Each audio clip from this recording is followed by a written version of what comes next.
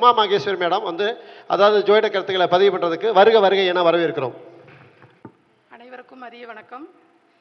எல்லாம் வல்ல பெற்ற தாய் தந்தையும் வணங்கி எனது குருமார்களையும் வணங்கி எனக்கு தெரிஞ்ச சில கருத்துக்களை உங்கள் முன் வைக்கிறேன். இன்றைக்கி பார்த்தீங்கன்னா ஆயிலி நட்சத்திரம் போயிட்டுருக்கு. அப்போ அந்த புதனை பற்றி கொஞ்சம் பேசலான்னு ஒரு சின்ன ஐடியா. உங்களுக்கு எல்லாமே தெரிஞ்சிருக்கும், இருந்தாலும் நேரம் கம்மியாக கொடுத்துருக்கனால ஒரு சின்ன ஒரு டிப்ஸ் மாதிரி மட்டும் சொல்லிட்டு போயிடுறேன். இப்போ ஜோதிட சாஸ்திரத்தில் புதனோட பங்கு இல்லாமல் யாருமே இங்கே ஜோதிடராக இருக்க முடியாது. இன்றைக்கே கோச்சாரத்தில் பாருங்கள், கரெக்டாக ஆயிலை நட்சத்திரம் போயிட்டுருக்கு. சூரியன் எங்கே இருக்கார்? சனி பகவான் வீட்டில் தான் இருக்கார். அப்போ அந்த ஞாயிற்றுக்கிழமைங்கிற சூரியன் வந்துட்டார். அடுத்தது பார்த்திங்கன்னா குருவோட பார்வையும் வருது.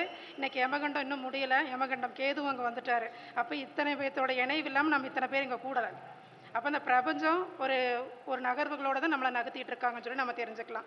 அடுத்தது ஜோதிட சாஸ்திரத்தில் புதனோட வலிமை நல்லா இருந்தால் மட்டும்தான் நம்ம ஜோதிடம் சொல்ல முடியும்.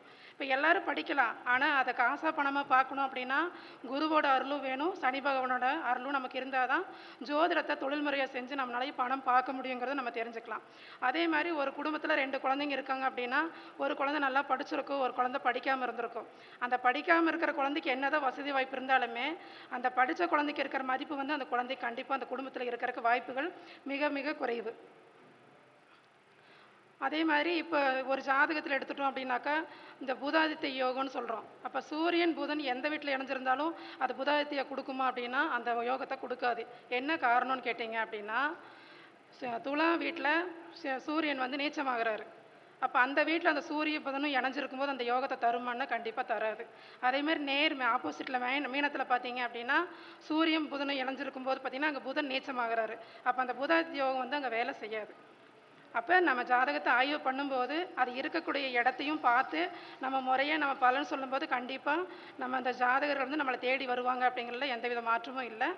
அடுத்தது பார்த்திங்க அப்படின்னா அந்த புதன் வந்து எப்படி தனக்குத்தானே ஒரு சுய ஆசிரமத்தை தொடங்கி ஸ்ரீமன் நாராயணோட அருளால் சகல விதமான கலைகளையும் கற்றுக்கிட்டாரோ அதே மாதிரி தான் அந்த மிதுனம் கன்னி லக்னம் ராசியில் பிறந்தவங்களும் அந்த புதனோட நட்சத்திரங்களில் பிறந்தவங்களும் பார்த்திங்கன்னா சுயேட்சையாக எந்த ஒரு குருவும் இல்லாமல் தன்னோட தேடல்களை நிறைய விஷயங்களை அவங்க படிச்சிருப்பாங்க. உதாரணம் என்னோட பொண்ணே இருக்கா. என்ன காரணம்னா என் பொண்ணு மிதுன லக்னம் தான், மிதுன ராசி. பார்த்தீங்க அப்படின்னா டெய்லரிங் கிளாஸுக்கு போக கிடையாது. டெய்லரிங் அவளே யூடியூப்பு அந்த மாதிரி பார்த்து அவளே தனியாக இப்போ ஆரி ஒர்க்லேருந்து அவளே போட்டு பண்ணி கொடுத்துட்ருக்கா. டீச்சிங்லேருந்து எல்லாமே அவள் பண்ணி கொடுத்துட்ருக்கா. அதனால் முழு உதாரணம் பார்த்திங்கன்னா என் பொண்ணே இருக்கா. அதனால் இந்த வாய்ப்பை கொடுத்த அனைவருக்கும் வாழ்த்தி வணங்குகிறேன்.